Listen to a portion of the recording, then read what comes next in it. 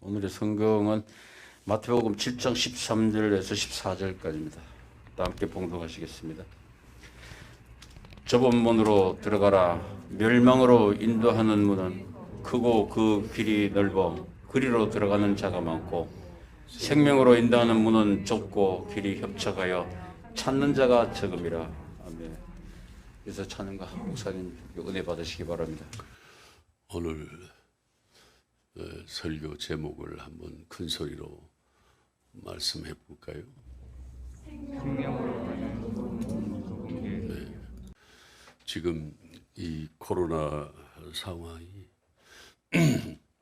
이 상황에서 목숨을 부지하는 것이 바로 좁은 문입니다. 우리가 가고 있는 길이 좁은 길입니다. 그 끝에는 영생이 있을 겁니다. 힘들고 어렵습니다. 또 고통스럽고 많은 수고를 해야 됩니다.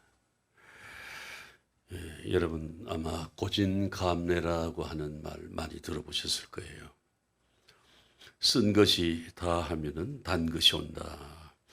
다시 말하면 고생 끝에 낙이 온다라는 뜻이에요. 이른바 성공한 사람들은 하나같이 갖은 고생을 다한 사람들이에요. 이 성공이라고 하는 이 열차에는 무임승차가 불가능합니다. 대가를 치러야 됩니다. 아주 혹독한 대가를 치러야 돼요. 숱하게 배를 고르면서 고생하고 실패를 거듭하고 정말 그럼에도 주저하지 않고 넘어지지 않고 난관을 뚫고 역경을 지나서 버텨온 사람들입니다. 그리고 끝내 성공을 이뤄내죠. 그래서 다들 얘기하지 않습니까? 젊어 고생은 사서도 하고 초년 고생이 말년 행복이라는 말이 합니다. 성공하기 위해서, 행복하기 위해서 또는 보람된 삶을 살기 위해서 수고와 고난과 고통은 꼭 필요하고 반드시 거쳐야만 되는 통과 이래인 것입니다. 고생과 고난과 역경이 바로 성공으로 가는 통로라고들 하는 이유가 바로 그게 있는 것입니다. 이토록 성공은 바로 좁은 문입니다. 힘듭니다. 함부로 갈 수도 없고, 우리는 모두 잘 알고 있습니다.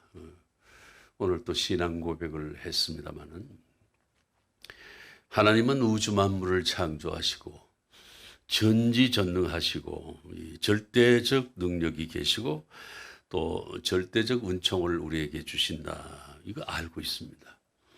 그리고 우리는 입으로 다 믿고 있다고 말을 합니다. 특별히 하나님께서는 우리를 무한히 사랑하신다고 우리가 믿고 있습니다.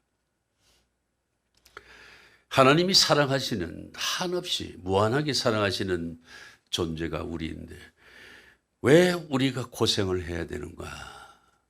왜 우리가 성도인 우리가 고난을 당해야 되느냐? 왜 우리가 성도라고 하는데 하나님을 극진히 믿고 인정하고 아멘하는 우리에게 그렇게 시련이 많아야 되는 건가? 왜 가난하고 또 병드는가? 왜 하나님의 사랑을 그렇게 받는다고 하면서 이런 고생을 해야만 하느냐라고 하는 의문을 여러분 우리 모두 다 가지고 있습니다. 하나님께서 성경에 보면 아브라함을 택하셨습니다. 그리고 고향을 떠나서 내가 날마다 네가 기도할 때마다 지시할, 내가 대화할 때마다 지시할 그곳으로 가라고 말씀하세요. 일정하게 목적지가 정해져 있지도 않으면서 지시할 그 땅으로 가라. 그래도 아브라함은 아멘 하는 마음으로 순종했습니다. 그리고 목적지도 알지 못한 채 길을 떠난 그는 나그네 신세입니다. 하나님 말씀에 절대 순종하는 이 순전한 믿음을 가진 아브라함이었지만서도 정말 그는 하나님의 사랑은 어디에도 찾아볼 것이 없고 발붙일 만한 한 뼘의 땅도 갖지를 못했습니다. 매일 떠나야 됩니다. 한평생을 가난에 쩔고 배고픔에 시달리면서 살아야 됐습니다. 그러나 우리는 아브라함을 이 시대에 뭐라고 그럽니까? 믿음의 아버지, 믿음의 조상이라고 부르지 않습니까? 하나님께서 아브라함에게 약속하셨습니다. 네 자손을 하늘의 별처럼 번성하게 하겠다. 그래서 너는 믿음의 아버지가 되고 믿음의 조상이 될 것이다. 여러분, 이 나그네 길 그 처절한 상황 속에서 뭔가 숨어 있더라고요. 후에 보니까 하나님의 극진하신 사랑과 하나님의 무한하신 은총이 그 속에 숨어 있는 것을 우리가 후대에 와서 확인을 하고 있지 않습니까, 여러분? 여러분, 또한 하나님께서는 이스라엘 민족을 애굽에서 구원해 내십니다. 바로 왕에게 10가지 재앙을 내리시면서 기적처럼 그들을 구원해 내세요. 그런데 구원해 내셨으면은 이 이스라엘 민족이 당시에 생각하던 생각입니다. 그 반나절 길밖에 안 되는 가나안 땅을 그냥 직통으로 가도록, 그래 직통으로 인도하면 얼마나 좋았겠느냐라고들 원망을 많이 했습니다. 그러나 어째서 무슨 이유로 40년이라는 긴 세월을 광야에서 갖은 고생을 시키면서 헤매도록 하셨을까? 그래서 그들은 하나님의 사랑을 의심했습니다. 그리고 모세를 죽이겠다고까지 했습니다. 원망이 극에 달했습니다. 왜 사랑하신다면서 40년 동안이나 이 광야를 배고픔에 시달리면서 떠돌게 하셨나? 그 해답을 우리가 알아야 하지 않겠느냐 이겁니다. 여러분, 이 많은 이스라엘 백성들은 가나안에 들어가기를 원했습니다. 그러나 광야는 싫어했습니다. 광야의 고생과 고난과 배고픔은 싫어했습니다. 여러분, 가나안에 들어가기 위해서는 광야 40년이라는 세월은 꼭 반드시 고생을 하고 통과를 해야 된다는 그런 하나님의 뜻과 섭리를 우리가 읽을 수 있습니다. 왜 그러냐? 이 이스라엘 민족이 400년 가까이 노예 생활을 하면서 몸에 밴 애굽스러움, 다시 말하면 그 애굽스러운 문화, 악습, 방종, 여흥 이런 것을 말끔히 씻어내기 위해서 꼭 필요했던 시간이 하나님 계산으로 40년이었더라 이거예요. 동시에 가나안에서 누리게 될 이 이스라엘 민족이 복된 삶에 적응하고 지켜갈 수 있는 자격을 갖추기에도 꼭 필요했던 시간이었었던 것을 우리가 알 수가 있는 것입니다. 가나안 땅에 들어가 살 수 있는 인간을 광야 40년을 통해서 하나님께서 새롭게 조금씩 창조해 내신 것입니다. 가나안 땅을 소유하게 하시고 깨닫게 하시고 복을 누리게 하시는 그 하나님의 축복이 바로 그 광야의 고난 속에, 고통 속에, 가난 속에, 그 원망 속에 있었더라 이런 얘기입니다. 이 광야는 가나안으로 들어가는 축복의 통로입니다. 그 광야의 고난과 고통 속에 복과 은총이 숨겨져 있었던 것입니다. 요즘 텔레비전을 많이 보는데 그냥 틀면은 음악 프로그램 나와요. 그래서 그 임영웅이라고 하는 사나이가 참으로 노래를 잘하더라고요. 그 어느 날 문득이라는 노래를 그 원곡자인 그 가수보다 훨씬 더 심금을 울리게 불러주더라고요. 거기 가사에 보니까 아주 기가 막힌 가사가 있어요.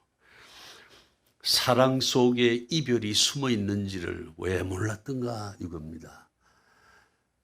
여러분, 성공 속에 실패가 숨어 있습니다. 그런데 실패 속에 성공이 숨어 있습니다. 가난 속에 부유함이 숨어 있습니다. 부유하다고 느끼는 순간 그 숨겨져 있던 가난이 얼굴을 내밀고 나옵니다. 여러분, 항상 상대적인 상황을 염두에 두고 살아야 된다. 산에 올랐습니까? 올라갔으면 내려온다는 것이 이미 벌써 약속이 되어 있는 것을 우리가 알 수 있습니다. 사랑 속에 이별이 숨어 있는지 왜 몰랐을까? 그러나 우리는 이 시간 이후부터 알아야 하는 것입니다. 여러분, 지금의 삶이 얼마나 기쁘고 행복하신지 실례 같습니다만은 얼마나 행복하세요? 다 얼굴을 보면은 다들 얼굴이 환합니다. 행복하신 것 같습니다. 내가 누리고 있는, 현재 누리고 있는 이 기쁨과 이 행복은 내가 얼마나 그동안 수고하고 희생하고 고통을 감내했느냐와 정비례합니다. 값을 치러야 됩니다. 수고와 희생과 고통을 많이 치렀으면 그만큼 큰 기쁨과 큰 행복을 지금 우리가 누릴 수 있는 것이죠. 여러분, 우리 세상의 어머니들은 해산의 수고와 고통을 너무나 잘 알고 있습니다. 또 낳았으면은 자녀를 키우기 위해 얼마나 수고하고 희생했는지 그 헌신적인 사랑도 다 알고 있습니다. 그렇기 때문에 어머니는 아버지보다도 자식으로 인해 얻는 기쁨이 누구보다 훨씬 크다는 것입니다. 해산의 수고와 고통과 희생을 치르지 않고는 얻을 수 없는 기쁨과 보람과 행복이더라 이런 얘기죠. 여러분, 따라서 해산의 수고를 치르지 않는 여인은 이 같은 기쁨과 행복을 체험하지 못합니다. 요즘 그런 말도 있더라고요. 제왕절개로 난 자식보다 배를 앓고서 자연분만한 자식보다는 그렇게 애착이 덜 간다. 사랑이 덜 간다. 맞습니까?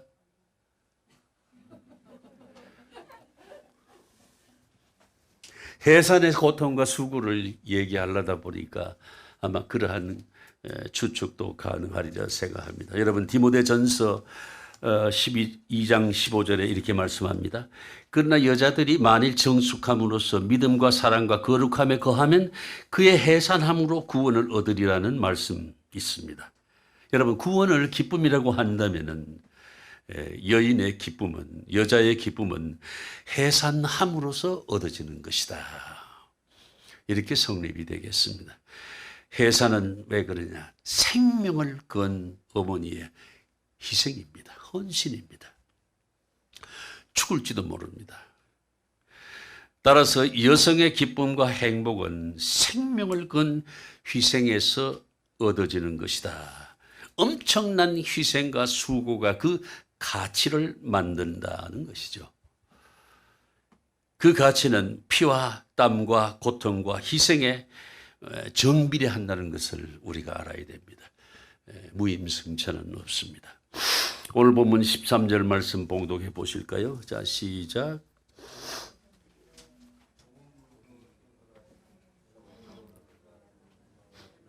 큰 소리로 시작.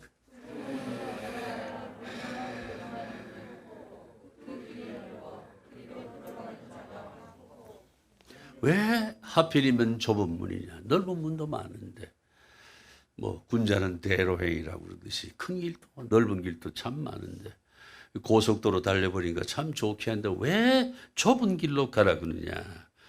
예수님께서 마태복음 16장 24절에서 이렇게 말씀하십니다. 아무든지 나를 따라오려거든 자기를 부인하고 자기 십자가를 지고 나를 따를 것임이니라. 여러분, 우리는 모두 주님의 제자 되기를 소망합니다. 이 구원을 얻는 길은 주님의 제자가 되어서 주님을 따르는 것을 의미합니다. 자기의 생명도 명예도 재물도 심지어는 아버지 어머니도 형제 자매도 다 미워하고야 다 버릴 수 있고야 주님의 제자가 될 수 있다는 그런 말씀이에요. 이 세상 생각과는 다릅니다. 그래서 주님의 제자 되기가 힘든 것이다. 한마디로 말하면 주님의 제자가 되는 길은 문이 좁아서 들어가기가 힘들 뿐 아니라 그 길도 좁아서 가기가 어렵고 힘든다는 것입니다. 다 인연을 끊고 주님을 따라야 되는데 그게 쉬운 길이 아니다 이런 얘기죠. 오늘 본문 말씀을 자세히 보면은 이 좁은 문이라고 하는 것은 닫힌 문이 아닙니다. 열려 있어요. 누구든지 들어갈 수 있어요. 들어가기가 힘들다는 말씀뿐이 힘들지만 들어갈 수 없는 것은 아니라는 겁니다. 이 좁은 문은 바로 생명으로 인도하는 문이더라. 이 문을 통해서만 영생에 거할 수가 있더라. 참으로 중요한 문입니다. 여러분 사람은 욕심이 많아서 체질적으로 뭘 버리질 못합니다. 뭐 아끼는 거 좋습니다. 우리 윤영욱 권사님 뭐든지 아끼느라고 다 주워서 집에 싸놓기로 유명합니다. 그것까지 우리 소원영 장로님하고 싸움도 많이 했어요. 아끼는 건 좋습니다. 그러나 쓸 물건을 놔둬야지. 어지간해서는 소유한 재물을 포기하지 못합니다. 그렇지만 죽을 병에 걸려가지고 죽을 때가 되면은 모든 걸 포기하겠다고 합니다. 중병에 걸려 수술대 위에 눕게 되면 비로소 정신이 붙든다는 거죠. 전 재산을 다 줄 테니까 제발 살려달라고 애걸복걸 합니다. 매달립니다. 여러분 죽을 때가 돼서야 깨닫긴 하지만 때는 이미 늦었습니다. 너무 늦었어요. 생명은 이 세상 누구도 보장할 수 없는 그런 문제입니다. 여러분 이 좁은 문이라고 하는 것은 바로 생명이 생명되게 하고 그 생명된 생명을 영원한 생명으로 만들어주는 문이다 이런 얘기입니다. 생명 위주의 인간, 생명만을 소중히 여기고 그리고 영생을 소중히 여기는 사람을 만드는 길이 이 좁은 문에 있다는 겁니다. 여러분. 이 좁은 문의 존재 이유입니다. 또한 좁은 문은 보통 좁은 게 아니고 아주 좁다고 그랬어요. 문이 좁기 때문에 많은 소유물을 비롯해서 여러 가지 살림살이 재물을 가지고 절대 못 들어갑니다. 우리는 성경 마태복음 19장 23절과 24절에 나오는 이 어리석은 부자 얘기를 잘 알고 있습니다. 이렇습니다. 내용이 부자는 천국에 들어가기가 어려우니라 다시 너에게 말하노니 낙타가 바늘 기로 들어가는 것이 부자가 하늘나라에 들어간 것보다 쉬우니라. 기가 막힌 얘기입니다. 이 세상 부자인 채로 모든 걸 다 가지고 많은 재물을 가진 채로 천국에 죽어도 못 들어간다는 말씀 아닙니까, 여러분? 제가 이 망자들의 이 장례 의식을 많이 치러보고 옛날에 어릴 적에 시골서도 많이 봤습니다만 사람의 욕심이 정말 죽는 순간까지도 죽어서도 그 욕심의 잔재를 안고 가더라고요. 이 죽은 사람 수의를 입히면은 여기에 주머니 하나 만들어놔요. 여기에. 거기 뭐 넣어요? 집에 만들어놨어요? 거기에다 동전 한 입 넣습니다. 죽을 때도 이거 가지고 가라고. 말씀이 뭐 노잣돈 하라고 주지만 이런 짜리 노잣돈이 어디 있어요? 그게 재물에 대한 애착을 버리지 못하는 애착을 상징적으로 말해주는 행태가 아니겠습니까? 그러나 세상 부자인 채로 주렁주렁 재산 다 엮고 짊어지고 들고 끌고 절대로 못 들어간다 이런 얘기입니다. 이 영생으로 들어가는 문은 너무나 좁아서 정말 이것저것 허접한 재물들은 가지고는 절대 못 들어간다. 딱 한 가지, 생명만을 생각하라. 영생에 거할 영혼만 생각해야 들어갈 수가 있다는 것이죠. 지금 보세요. 지금 죽느니 사느니 하는 판에 아직도 정신 나간 나이 먹은 사람들이 돈 벌 궁리 한다고 그래요. 이 코로나 위기에 뭐 돈 벌 게 없냐고. 돌아다니는 게 전부 60 넘은 사람들이다 이런 얘기죠. 정신 못 차립니다. 아직까지도. 그런 사람 절대로 들어갈 수 없습니다. 여러분 누차 말씀드립니다만 사람들은 욕심이 너무 지나쳐요. 너무 많은 걸 가지려고 그럽니다. 여러분. 자, 물질도 가지고 싶고 권력도 가지고 싶고 명예도 가지고 싶고 다 가지려고 그럽니다. 그래서 무리가 생기고 몰락하지 않습니까? 여러분 돈을 많이 가지고 보니 권력이 보이기 시작하는 거예요. 그리고 돈에다 권력까지 갖추고 나니까 또 명예가 생각나는 거예요. 여러분 인생의 삼권 분립을 알아야 된다. 이 중에 하나만 살아있을 때 원하라 이런 얘기 옳습니다. 결국에는 이도 저도 다 날리고 이 개망신당하는 거 우리가 많이 보지 않습니까? 요새도 심심찮게 나오죠. 아파트 2채 살리려고 청와대에 그 직을 벌였다는 사람도 있고 뭐 별 사람 다 있어요. 차관을 지명했는데 뭐 아파트가 강남에 2채가 있다고 그러고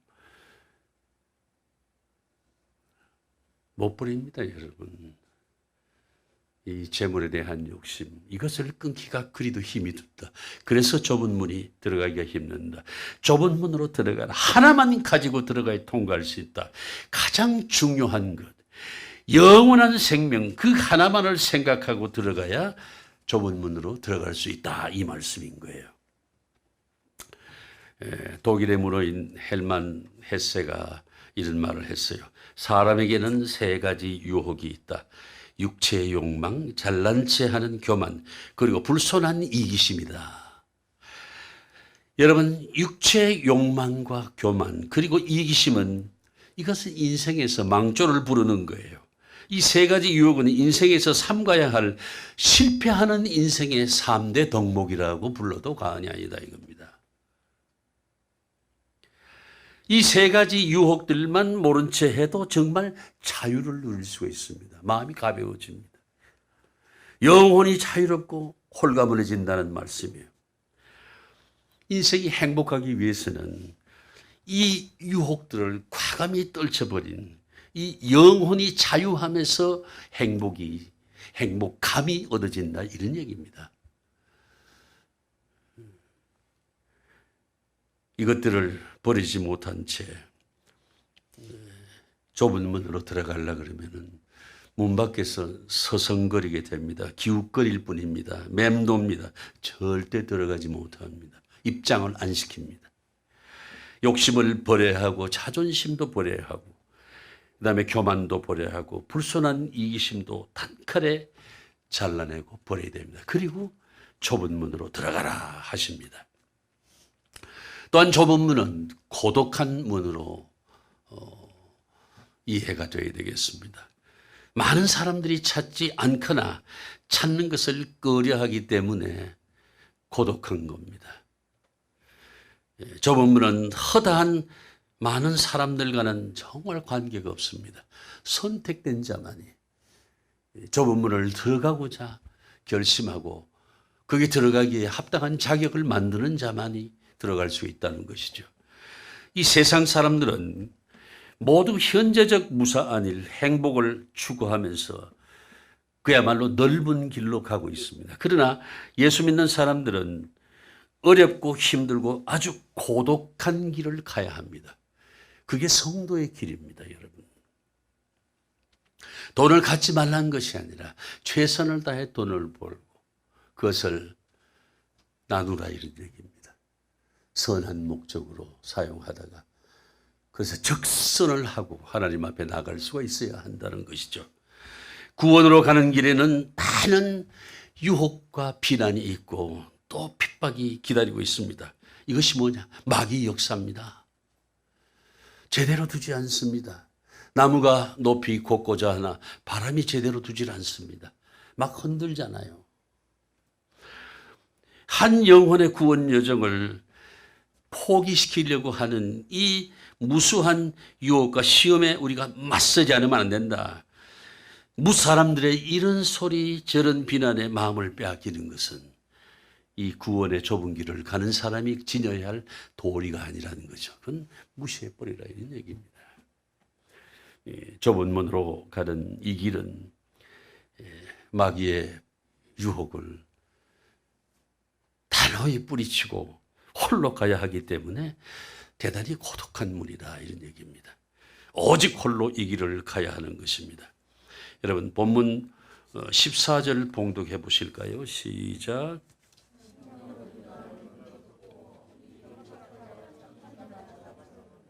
찾는 이가 적음이니라. 찾는 이가 적다란 말씀은 정작 이 좁은 문으로 들어가는 사람이 적다는 말이에요. 흔치가 않다는 겁니다, 여러분. 들어가야겠다 생각을 하지만 결국은 못 들어간다는 거예요. 들어가야 되겠다고 굳은 결심을 하지만 결국엔 못 들어간다는 얘기 옳습니다. 이런 사람들이 많습니다. 이 가운데 저를 포함해서 다 그럴 수도 있습니다. 들어가야 된다는 거 뻔히 알면서 들어가지를 못합니다. 왜요? 버리지 못하기 때문에. 좁기 때문에. 버리지 않으면 그 좁은 데를 통과할 수 없다는 것이죠. 이 좁은 문을 들어가려면 많은 것을 버려야 됩니다. 또 내가 부정해야 될 것이 너무나 많기 때문에 그렇다고 넓은 길을 찾아 들어가서는 안 됩니다. 본문 13절에 보니까 예수님 멸망으로 말씀하신대요. 멸망으로 인도하는 문은 크고 그 길이 넓어 그리로 들어가는 자가 많다. 넓은 문은 멸망으로 인도할 뿐 아니라 그 길 또한 넓어서 들어가는 자가 많다고 그럽니다. 욕심껏 많은 것을 다 가지고 들어갈 수 있는 문은 넓은 문이어야 됩니다. 그래야 추록에 한가득 싣고 열차에까지 싣고 가려면 넓은 문으로 가야 된다, 이런 얘기. 그러나 넓은 문은 지옥으로 직행한다는 말씀 아니겠냐 이거예요. 이 거추장스러운 것들을 퍼서 던져버려야 됩니다. 오직 하나만, 영원한 생명만을 구하는 그런 마음으로 좁은 문으로 들어가야 된다, 이런 말씀입니다. 또한 좁은 문은, 이 문은 좁기는 하지만 아주 신비로운 문이라는 거죠. 이 좁은 문은 통과하기가 어렵고 고통스럽습니다. 그러나 축복의 문입니다. 왜냐? 이 문을 통과하기만 하면은 우리는 신비스럽게도 영원한 생명의 약속이 이루어지기 때문이다. 영생에 거할 수 있습니다.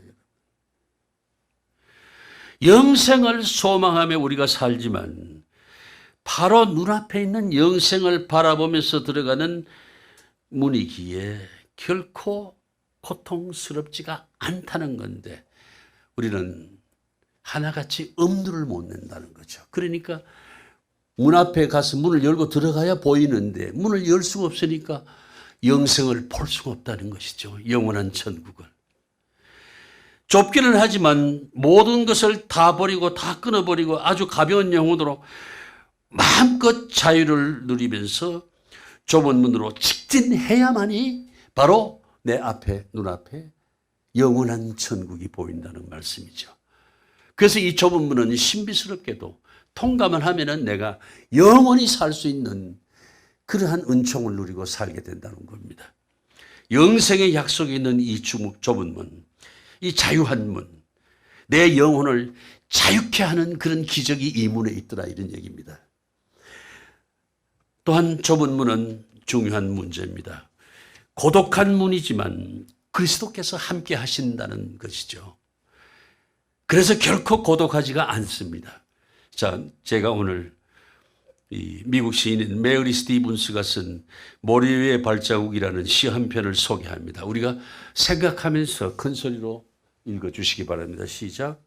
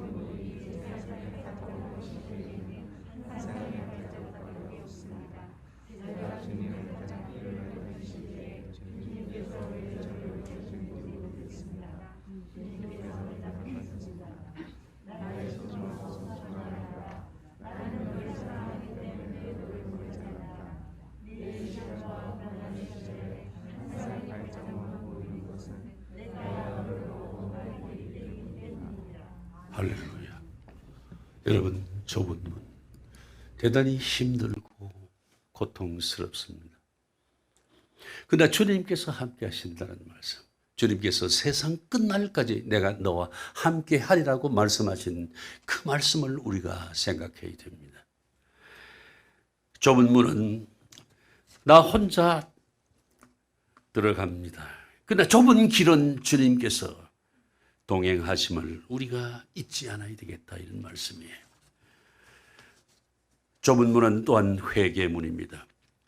회개라고 하는 것은 거짓을 버리고 진실을 찾는 행위를 말합니다. 여러분, 회개하고 진실하기가 얼마나 어렵고 힘듭니까? 이 회개하려고 할 때, 즉 진실하기 위해서는 수많은 거짓의 옷을 벗어야 됩니다, 여러분. 여러분, 대중가요 생각나는 게 있지 않아요? 사랑을 위하여라는 노래 보세요.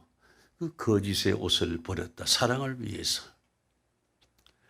이 대중가요도 잘 보면은 이 가사들이 아주 주옥 같습니다. 아까 내가 얘기했던 그 이명웅이라는 사나이가 불렀던 어느 날 문득이라는, 그것도 가사가 너무너무 아름다워요.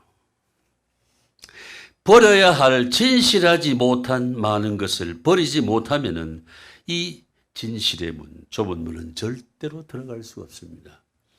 요즘은 정치판들 보세요. 뭐 진실한 정직한 공직자 뽑겠다고 뭐 청문회 하지 않습니까?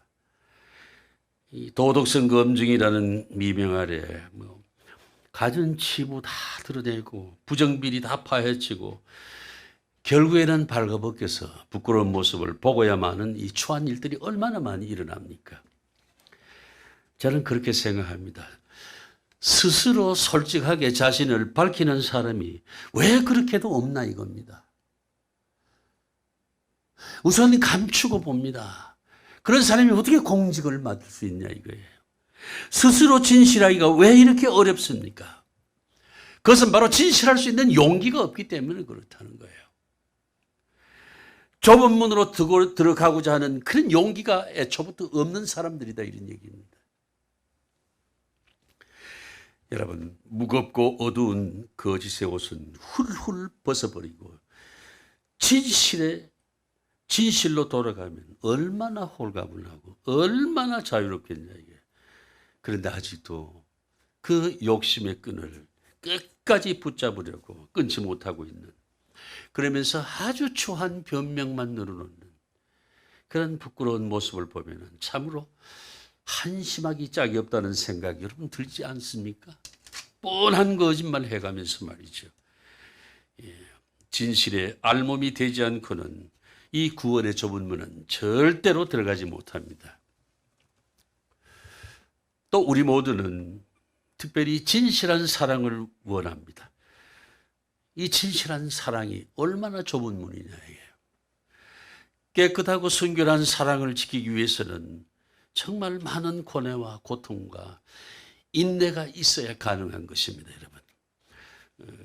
여러분도 읽어보셨습니다. 프랑스 작가 앙드레 지드의 유명한 소설이 뭐죠?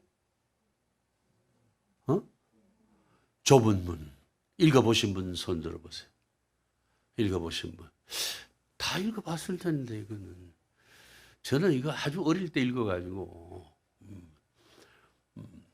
여러분 이 내용이 이렇습니다. 신앙심이 좋은 언니인 줄리엣과 또 엘리사 두 자매가 있었어요. 근데 이 두 자매는 사촌 동생, 나이 어린 사촌 동생 제롬이라고 하는 동생을 동시에 사랑합니다. 그는 언니 줄리엣은 이 신앙적인 고뇌와 고통 끝에 그 사촌 동생 제롬을 여동생 엘리사한테 양보를 합니다. 그리고 자신은 마침내 수도원으로 도피해서 살다가 죽는다는 아주 비극적인 줄거리입니다. 이 줄리엣이 추구하는 종교적 도덕성 속에서 이루어지는 종교적 도덕성을 가지고 있는 줄리엣의 생애, 그가 사는 현실에서의 고뇌와 갈등으로 인한 그 종교적인 도덕성과의 괴리를 아주 적나라하게 그리고 있습니다. 결국 비련으로 끝나는 사랑을 그린 그런 작품이에요. 그런데 여러분, 이 소설에서 특히 눈길을 끄는 부분이 있습니다. 성경 누가복음 13장에 좁은 문으로 들어가기를 힘쓰라는 말씀을 인용한 엘리사의 일기입니다. 제가 읽어드릴게요. 주여, 당신이 우리에게 가르쳐 주시는 길은 좁은 길입니다. 둘이서 나란히 걸어가기에는 너무나도 좁은 길입니다.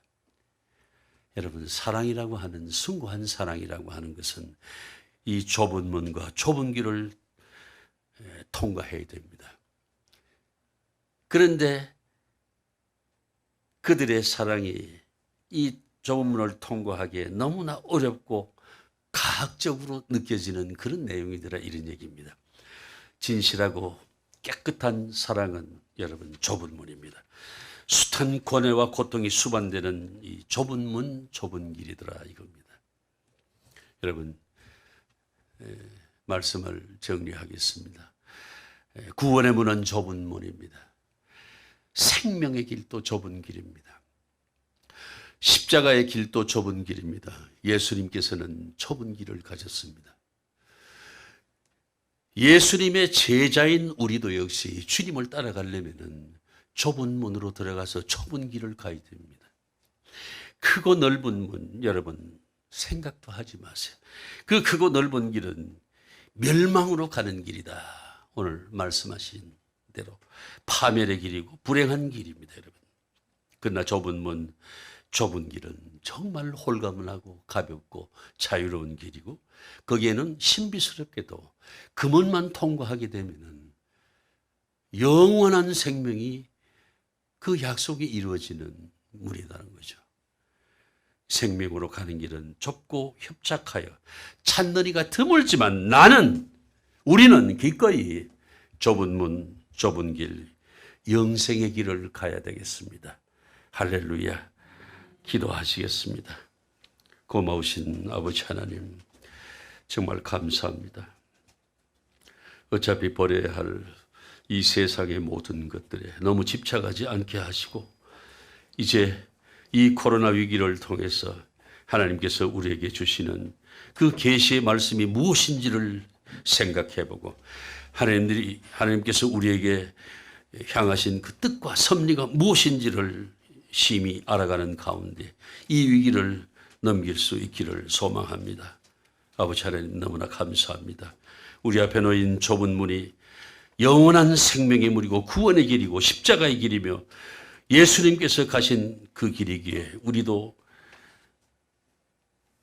능히 갈 수 있다는 기대와 소망으로 살아가게 저희들 인도해 주시옵소서. 예수 그리스도 이름으로 기도하옵나이다. 아멘. 50장 찬송 하시면서 준비하신 예물 드리는 순서 되시겠습니다.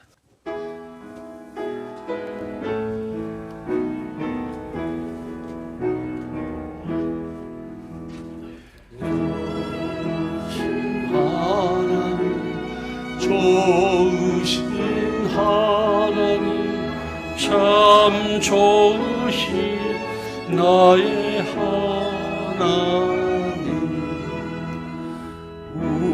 우리의 기도를 응답해 주시니 참 좋으신 나의 하나님, 한없는 축복을 우리에게 주시니 참 좋으신 나의 하나님. 모두 기도의 자세를 취해 주시기 바랍니다.